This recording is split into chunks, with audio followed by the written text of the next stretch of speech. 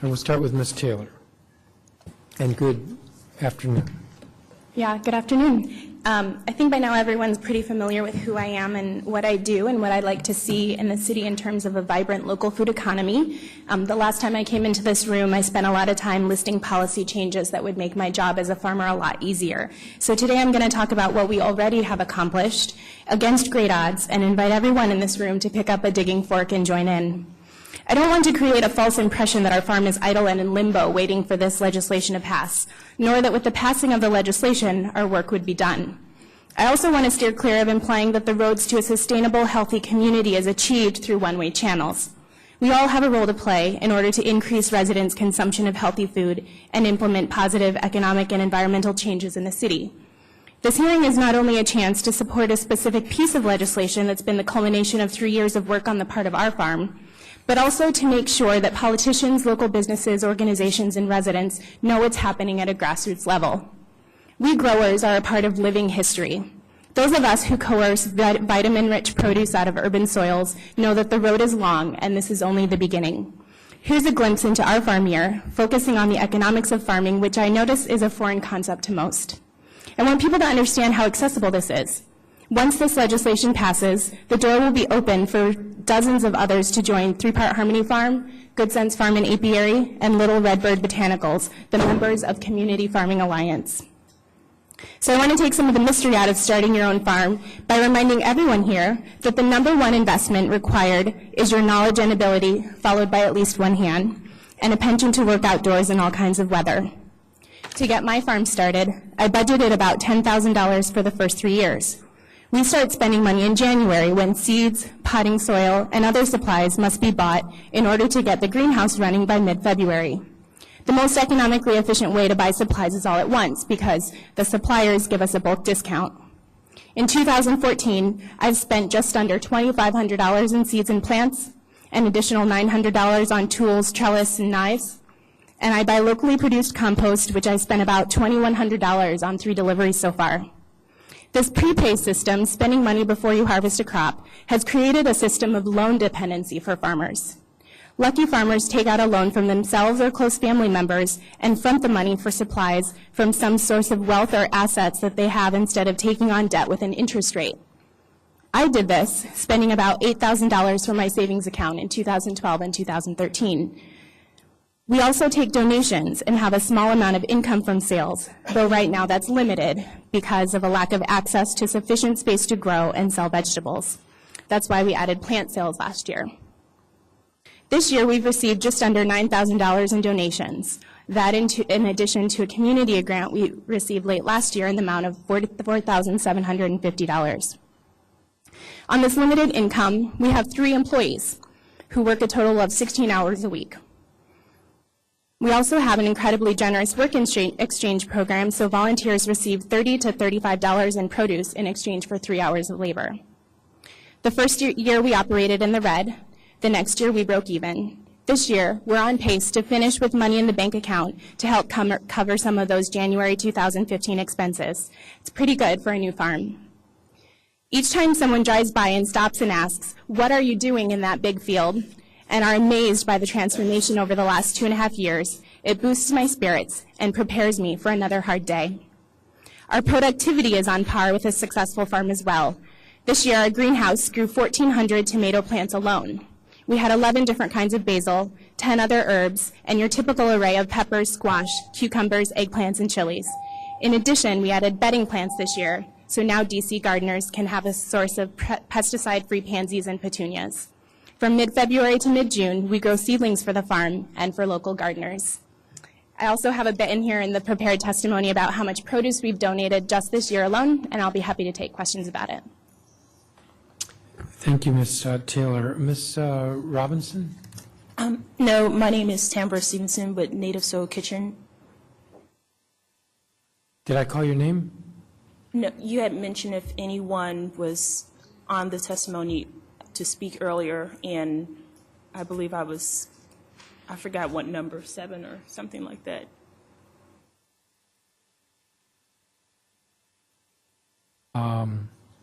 Your name again? Tambra Stevenson. Oh, yes. Yes, okay. I do see. All right. Proceed. Thank you. Thank you, Council Members Middleton and Evans, for calling this hearing to discuss the D.C. Urban Agriculture and Food Security Act of 2014. I'm here to testify about the importance of this piece of legislation as a Ward 8 resident, a mom, a nutritionist, and founder of NativSol Kitchen, where we empower families to heal their meals, transform their kitchens, and enhance their lives. As a nutrition educator and formerly with the UDC Center for Nutrition, Diet, and Health, I've been able to see firsthand the importance of working with low-income families and incentivizing them through giveaways in my nutrition classes based in Ward 7 and 8 and other parts of DC on the need to have healthy food options in their communities. Grocery stores alone are not the only means of being able to provide education for our residents, but the urban farms that Gail and others here today are advocating for are important centers of cultural revolution in the district and also providing youth employment opportunities and nutrition education as well. As a nutrition educator, I've come to learn that it can sometimes be seen, the value of nutrition as something that should be given away for free. And I find that in being an ally with people such as Gail, it is so important that nutrition education is really a part of this bill. A lot of times nutrition is not equally seen as food. The reality is we have high rates of childhood obesity east of the river. We're top 10 in the U.S. And many families who receive the vouchers through DHS to go to the local farmer markets don't necessarily use those vouchers, either from WIC or SNAP. The former mayor of New York got it wrong with the soda ban. What we need to do as it relates to DHS and partnering up with DOH on this act is have residents who are receiving SNAP benefits to actually be mandated to receive nutrition education. And these urban farms can be those places of nutrition education for the youth to be able to see firsthand the importance of receiving education and making that connection with the earth. As a person and a nutrition educator who has worked with a number of local nonprofits, Kid Power being one, I've taught school gardens from Kimball to Tubman and been able to see when you teach directly with the land, the lessons, learning by doing becomes even more palpable for the youth to understand where their food comes from, and also creates opportunities for them to consider careers options in nutrition, in agriculture, in youth development. And part of this act, in my opinion, is to inspire our residents to realize that there are more opportunities that go beyond just technology and other business and government options in terms of jobs, but actually being able to make a difference by the very food that they can grow, they can eat, and they can sell. And it's a very liberating and empowering thing for us to do today. So I find that this act is critical and that we should provide incentives for those who partner with organizations like mine for providing nutrition education, and that considering kitchen incubators, community kitchen spaces where we can actually teach. I volunteer every year at Common Good City Farm. They have a simple setup where it's easy to teach nutrition education. It's a better environment for me to actually teach. I enjoy it far more than being stuck in a classroom teaching nutrition. But to be able to connect directly with the food and the people is a very more engaging opportunity. Also, I don't want it to go unnoticed on the diversity of our communities, such as African immigrants. For those who are growing cultural foods, it's really important to consider a part of this as well. Thank you, Ms. Stevenson. Mr. Schneider. Thank you. Thank you, Mr. Chairman, for holding this hearing on the Urban Farming and Food Security Act. My name is Thomas Schneider, Executive Director of Rooftop Roots, a DC-based 501c3 organization that uses rooftops to grow vegetables for food banks. Our lightweight gardening approach allows us to efficiently and inexpensively grow produce on just about any flat roof that offers water and pedestrian access. I'd like to take a couple of minutes, less than 4 precisely, to discuss how I believe this bill, coupled with the district's unique skyline, can serve as an engine to bring the city together in a unifying effort to combat food and economic insecurity. While there is little doubt that the passage of the Act in its current form would be a major step forward, encouraging property owners to help join the fight against chronic hunger, obesity, and poor nutritional habits. I believe with just a couple of small revisions, we can go even further to engage building interests and increase urban farmers' access to the estimated 75 million square feet of vacant commercial roof space in the district, part of which is made up of the 438 district-owned buildings, which cover 321 acres in the district. Despite the explosion of public interest and advances in rooftop agriculture, basic impediments remain that that hinder the city from utilizing roofs for cultivation, as educational outlets for personal health and nutrition, and as resources to help reduce carbon emissions by increasing the district's capacity to grow hyper-local fruits and vegetables. Understandably, with little direct economic incentive, commercial property owners and managers have proven reluctant to provide access to their roofs and for purposes of food production. However, this doesn't have to be. Without requiring any renovations to existing infrastructure, there's a real opportunity to install light white gardens across the district skyline to not only serve its residents, but to serve as a model for the nation at whole. Just from our experience alone, Rooftop Roots has been able to grow hundreds of pounds of produce per roof per year, exploiting this ubiquitous and untapped resource. Simply put, a network of rooftop gardens across the city can create a compelling model and just one way how DC and other urban areas might address economic, social, and environmental concerns. That is why today I'd like to encourage the Council to consider, as it develops the DC Urban Farming and Food Security Act of 2014, to 1, extend the land lease initiative to district-owned roofs, and 2, amend the proposed draft to include tax abatements or a rebate program, perhaps similar to the green roof rebate program that's already in place, for property owners that lease or donate commercial roof space to organizations that grow produce on behalf of DC food banks and/or shelters. Incentives such as this will further encourage property owners to become partners in strengthening our local food system, while helping to address food security and accessibility, improve nutrition and health, and promote cultural, ecologic, and economic diversity within the nation's capital today and in future generations. So, with just a few more baby steps, we see the bill serving as a compelling, unifying call to action for our government, businesses, and the nonprofit sector to partner together in a novel and exciting approach to the One City vision. By forging these partnerships, DC will add one more accomplishment as a leading innovator in solving sustainability and social issues. Thank you for your time, and happy to answer any questions you may have. Thanks. Thank you, Mr. Schneider. Ms. Brauer. Hi. Thank you, Mr. Chairman, for calling this hearing to discuss the DC Urban Agriculture and Food Security Act. I'm here as the director of a nonprofit called the Neighborhood Farm Initiative that provides hands-on food growing education for adults in the District of Columbia. We are located up near the Fort Totten Metro Station, and our programming provides year-round training for adults that gives weekly education for people to learn how to grow their own food. Our programs enroll over 75 DC residents a year in practical hands-on programming. We provide step-by-step instruction for anyone in the district that wants to learn. We've seen a big rise of the desire of adults wanting to learn how to grow their own food for themselves, their family, and their community. We have watched nearly all of our completed participants continue to grow their own food and share their knowledge. While we would love to provide our program in other wards of the city, land is not easy to come by. If the Act incentivizes private district landowners to lease their land for agricultural purposes through tax abatements, this could help bring our instruction to more neighborhoods and people that could benefit from learning how to grow their own fresh food. Not only does our nonprofit provide educational programming, but we also run a small educational garden that donates nearly all of its produce, about 2,000 pounds a year, to area food banks and nonprofits. While we love donating, we would also love the chance to sell our produce. The current land that we occupy is actually on National Park Service land, which doesn't allow us to sell our produce. We would like to see us and urban farmers be able to sell our produce on and off the leased land, bringing easy, fresh food access to neighborhoods across the city, including those that currently identified as food deserts.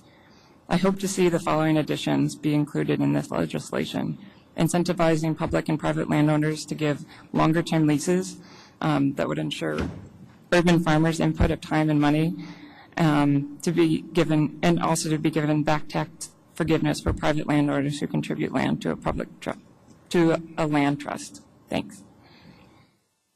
Thank you. Mr. Brauer, where's the garden? It's located near the Fort Totten Metro Station. There's something that I see off of Blair Road. Is that it? No, it's to the left if you're on the train heading north. Okay, all right. Let's see, one of the four of you gave us written testimony. If you want included in the record, we need you to submit it. Ms. Taylor, I didn't have the advantage of your written statement. I wanted to ask you a little bit more. Did you work on the formulation of this bill? Yes, absolutely. Okay, and all right, so you're somebody that we can work with regard to what the objectives are in the legislation. And Yeah, I approached Mr. Grasso's office because I thought that he would be a great partner to work on in drafting this legislation, and his office has been incredibly helpful in figuring things out and going back and forth. The reason why we have a minimum 3-year requirement for city-owned properties is because I picked that number, and I think that it's a good minimum starting point. The 5,000 square foot minimum is based on my experience of being a farmer in the city for 3 years. I think everything in the bill that we have as it stands should get passed as is. It's not perfect. There won't be anything perfect. This bill is amending a 1986 piece of legislation that never got enacted. The reality is every day we're all getting dirt under our fingernails, and we just want a little bit more of an opportunity to produce more food in a way that provides us some amount of dignity. Like Kristin is saying, the inability to sell our produce is a major inhibitor in what we do. so you have 5,000 square feet? I actually farm on 2 acres plus.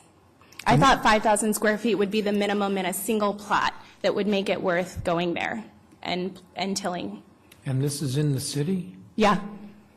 Are you okay saying where? Our 2-acre plot is in Brookland, northeast, near the corner of Michigan and 4th. In April, we hosted Mr. Grasso and his staff to come out and take a walk around with us. And you are a nonprofit or a for-profit? No, I'm just a regular farmer. So in farm speak, we don't generally incorporate ourselves as 501c3. You won't find that very common when you go to your farmers markets. None of them are 501c3s. I'm an LLC. Okay, and you own the land? No, you lease? I have a contract. And it's a private private Yeah, landowner? I haven't had very good luck in leasing land from the city. I've had several requests out to DGS to lease city-owned land that were never answered. I've had a lot of luck leasing backyard spaces from private citizens who just appreciate that they don't have to mow their lawn anymore, and they love that their neighbors are just envious of the gardens that I keep in their yard. And then this 2-acre property is owned by priests who also appreciate that we're contributing positively to the natural environment there. Mr. Grasso, do you have any questions? Yeah, I'll just make a note that this bill doesn't help in selling the vegetables on that property because it's owned by a nonprofit. So at some point, we need to explore whether or not to expand it to allow nonprofits to get some benefit to also permit the sale. If they were to sell the vegetables, if I understand it correctly, correct me if I'm wrong, but if they were to sell the vegetables on the land that's owned by the, I think it's an order of priests there in Brookland, then they would put in jeopardy their 501c3 status of their own kind of, their order. And so it would be interesting if we could carve out, and I've talked to the CFO about doing this, carve out just the land that she uses to allow that to be used to sell the vegetables off of there as a for-profit, without jeopardizing the 501c3 status of who's leasing her the land. It's a nuanced, and it's hard to kind of imagine, but I think it's possible. We've spoken to the CFO about doing this, and they've done that before where they've kind of specifically drawn a line around a particular portion of property in order to treat it differently than another that's owned by maybe even the same owner, but one is for one tax purpose and another for a different tax purpose. So anyway, it's complicated. I didn't put it in this bill, but I'm hoping as we move forward we keep it in mind and maybe we can amend it to do that. As I noted in my opening, I had some interaction on this legislation online, which is a kind of a new way to go about doing this, and I wanted to just mention a couple of questions that came off of that effort, and you guys might be able to help me answer. One of them came from I don't know if it's a man or woman, Alexander Moore on Madison, when they asked that it may be important to mandate kind of end-use reporting if this is city property, on kind of the use of the property, and we kind of can better understand what's being done there over the long run and the impact it's having on the city. So if our purpose here is to have more farming and more vegetables locally produced and, you know, kind of get the blight out, how do we go back and look and make sure that actually happened? I don't know if any of you have any thoughts on the reporting, maybe putting in more reporting requirements. I guess my first question would be what reporting requirements the city has for anyone who leases property from the city, which there's quite a bit on the city rolls. Right, there And is. I think that there should be parity. I mean, I'm okay with this end-use reporting requirements, definitely. If we're saying we want to take blighted property and turn it into something beautiful, there needs to be some way of measuring it, which is really difficult. You could talk about how many pounds you donated, but I worked at a nonprofit farm for almost 6 years, and we measured our donations in pounds, and I think there's a limitation to that, because that means I'm always giving potatoes and turnips, and you know, nobody who's getting donated produce ever gets to eat lettuce, and that's just not a fair way of measuring it. So, you know, there's some limitations to that, but my first question would be what's happening in other places? Right, I agree, and I think it's something we should look at. Another question we got was around the use of pesticides or other harmful chemicals and whether or not they should be prohibited. C. Kalen asked this question on Madison as well, and I'm just curious what you guys think about that. We don't prohibit it. We obviously are trying to let the farmer be a farmer in the way they want, but I would support that. My farm I grew up on was an all-organic farm, and I don't know if that's something we would want to try to include in the law. Yeah, we talked about this the last time when we talked about chickens and goats and other things that maybe we could take a cue from our neighbors in other states and just kind of transplant their services and ideas and information. These are kinds of things like the District of Columbia is kind of in a vacuum, and when we try to think about how to create urban agriculture in the city, we really need to realize that there's a lack of infrastructure here that this bill is not going to solve. In Maryland, the State Department of Agriculture and the Department of Health, all of these state-led institutions are already designed to regulate, you know, pesticide use, runoff into the Chesapeake Bay, all of these things. The Potomac and the Anacostia is running into the bay. So, yeah, of course, whatever the other states have already put into regulations in terms of making sure that farms are not just sending, you know, nitrogen and phosphorus into the bay, that's so easy. We can just have the same legislation here. I think that makes a lot of sense, and I don't know if this is the bill to do that. You know, it may not be, and it may be something broader on an agricultural attempt. You know, once we get really going in this concept, I think some of the requirements we already put around this bill, you know, that there be some experience, that be local, you know, all that, we'll keep it in that regard. I also wanted to note, you know, I think it would be, you know, Mr. Schneider, I know that you actually participated on the Madison, and I appreciate that, and you asked some really good questions around nonprofits, and then the rooftop question is an interesting one. I'm not sure you'd be competing, I think, with the solar energy folks quite a bit, but that's okay. I don't mind that competition, but the point is I don't understand at this point why GSA couldn't just do that. We probably didn't include rooftops mostly because I didn't think about it, but also because it's not necessarily a blighted spot, so it didn't fix one of my big points of this bill. And I'm happy to have you kind of expound on that if you want a little bit. So I've talked with Paul Lanning, who works for Bluefin, and they've done the survey and analysis of all the DGS-owned roofs in the city.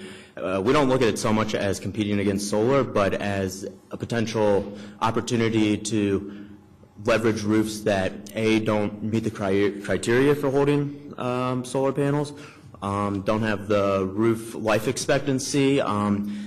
The wonderful thing about our approach is that it can be moved, it can be temporary, it's lightweight. So this is just one more tool in the shed to increase the district's capacity to grow locally grown food. I think that's interesting. You know, there's a couple points on this I think are important to note. The homeowner property conversation is a little bit harder because it's harder to combat fraud there. When we're talking about tax incentives like this, it's much more difficult for us to manage it from a regulatory side.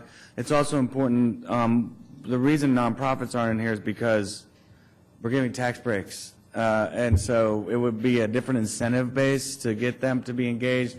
I'm talking about nonprofit farms, you know, and so that's kind of a little bit more complicated, although it could be done. I just wasn't my priority at the time. So I have one last question while I have you at the table. I want to kind of understand, and this is another Madison question, what is the kind of definition for you guys of what a successful farm is? You know, you heard my definition. You heard what I talked about around mass production and bringing food locally, you know, creating it locally for local consumption.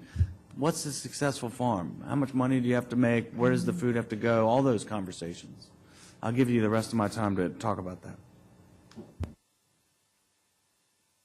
I think that's a hard question to ask. I mean, everybody knows I keep beating the drum of productive farm means that I'm growing a lot of vegetables, that I'm making enough money to pay myself and my crew a living wage, that there's something tangible. I can put fresh produce on a table and feel really good about it and live in dignity. And yet, you know, every time I'm at the farm, there's this kind of body and soul healing that happens that's totally intangible and surprises me. 2 weeks ago, a woman who lives in the neighborhood came through the gate and stood in front of me, with me in front of a fig tree that I planted last fall, and had this tender moment. We shared a devotion that she had in her bag, and she told me about a hard conversation she had had with a friend the day before, and she left there feeling healed and gave me a $20 donation. She was just totally inspired. To me, being a farm and successful in the city means that we're touching people's lives and healing their bodies and souls.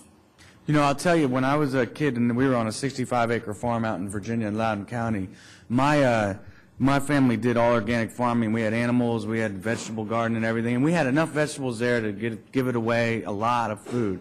But I also know that it wouldn't have been possible to do that if it weren't for my father being a dentist and living and working in Roslyn, Virginia every day. He rode in an hour and did his dental practice and came back out. And when my parents divorced, you know, we had to sell the farm because my dad no longer lived there and my mom wouldn't take his money, so we sold the farm. Now, that was not sustainable. That was not necessarily a plan. Could we have done it? Probably, right? I think if our commitment had been to have a living farm there, it would have been doable because we had the land and we had the facilities with the great barn and everything. But the fact is, it takes a lot more, I think, to embrace urban farming is going to take these other aspects that you're talking about. It's not just about the bottom dollar, although that's very important. It has to have more to it that makes it a part of, integral part of the community. Yeah, and I don't know how to write a report that says that.